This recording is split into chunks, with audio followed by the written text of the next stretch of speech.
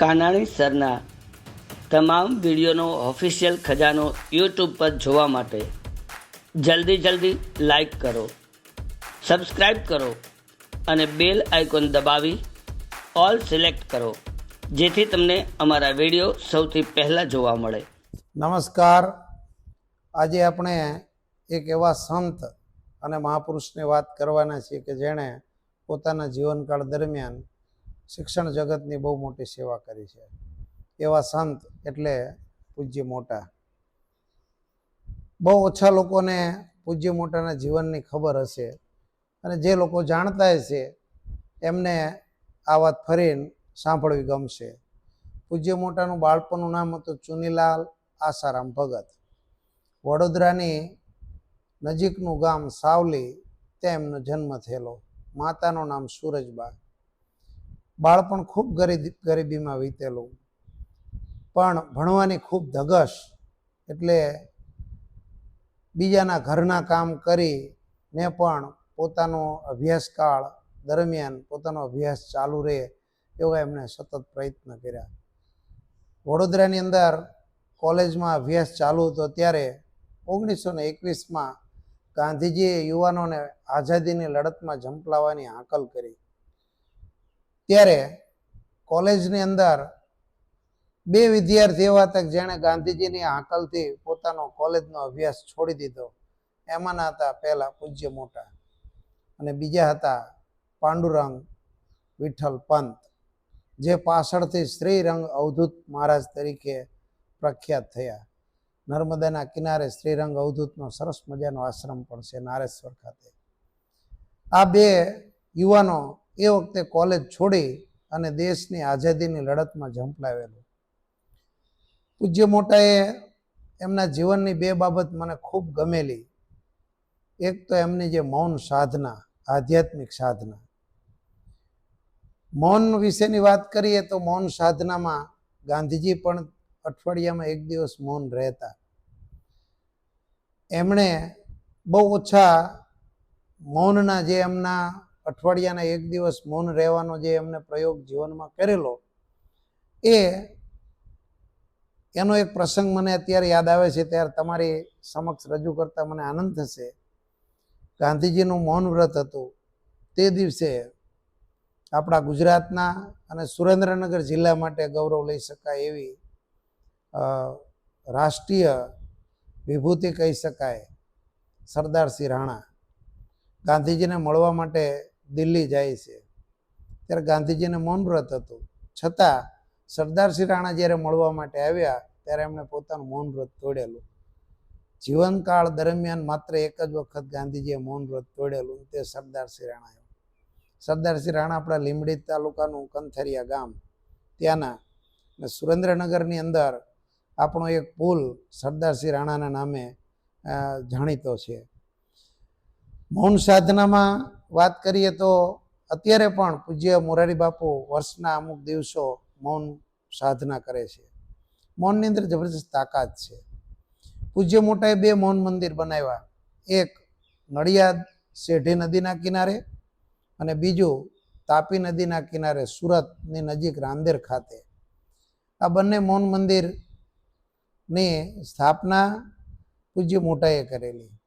નડિયાદ ખાતે શેઢી નદીના કિનારે આવેલું મૌન મંદિર છે, એમાં 3 દિવસ મારે જવાનું સૌભાગ્ય પ્રાપ્ત થયેલ.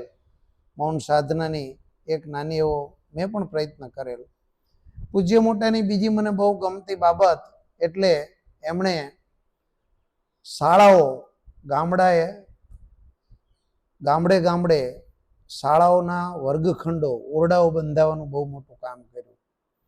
એમનું વસિયતનામું મને ખૂબ ગમેલું, જે વસિયતનામું આજે હું તમારી સમક્ષ વાંચી સંભળાવું છું.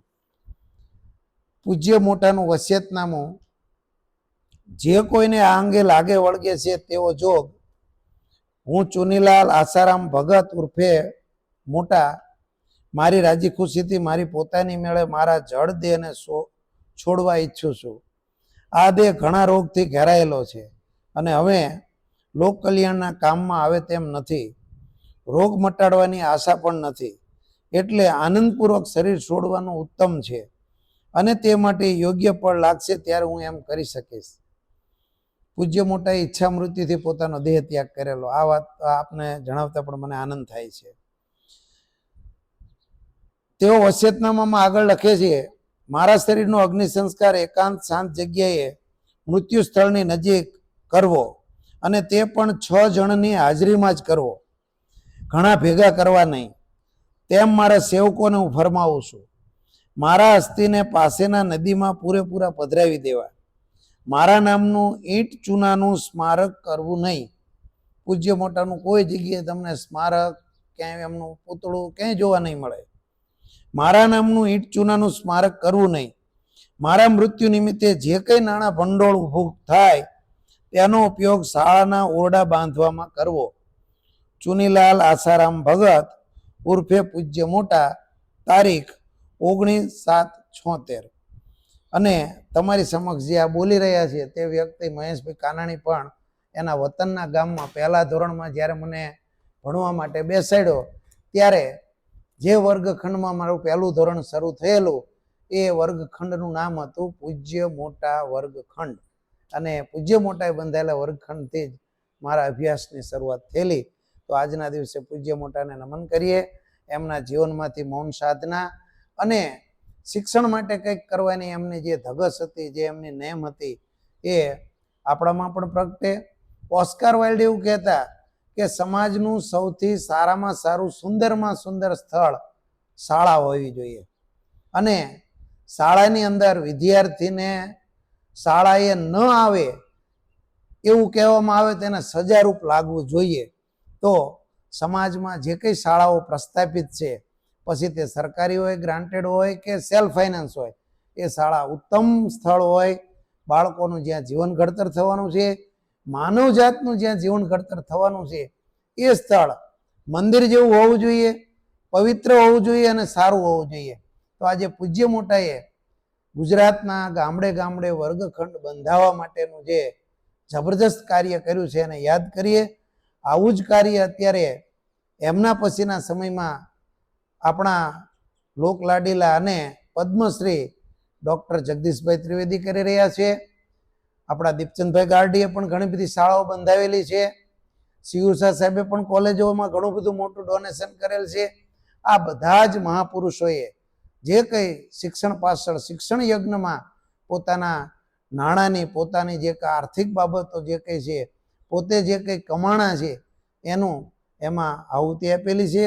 અને એના લીધે સમાજની અંદર આજે બાળકોનું સારું ઘડતર થઈ રહ્યું છે. સારા વિદ્યાર્થીઓ ખૂબ સારો અભ્યાસ કરી રહ્યા છે. તો આજના દિવસે પૂજ્ય મોટાના ચરણોમાં વંદન, આભાર. ફરી મળીશું.